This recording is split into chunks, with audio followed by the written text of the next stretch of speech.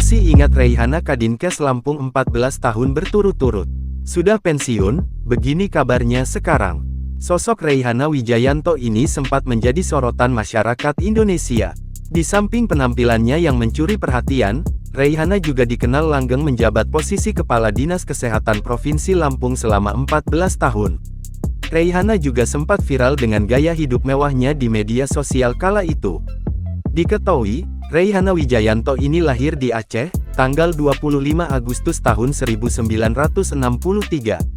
Tak hanya gaya busananya, Reihana ternyata juga memiliki latar belakang pendidikan yang mentereng. Pendidikan Reihana Wijayanto adalah dokter. Selain itu, Reihana ternyata juga menempuh pendidikan S3 setara jenjang doktoral di bidang kesehatan.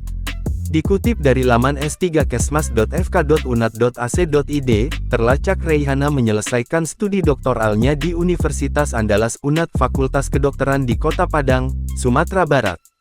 Ia pun menyandang gelar dokter.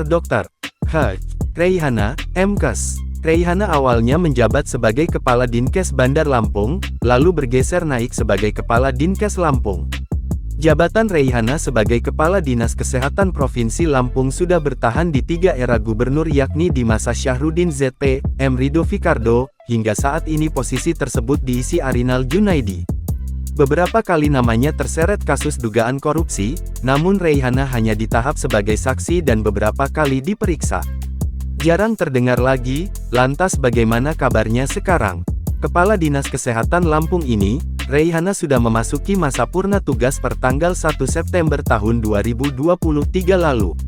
Gubernur Lampung Arinal Junaidi memberikan piagam penghargaan kepadanya pada tanggal 30 Agustus tahun 2023 kemarin.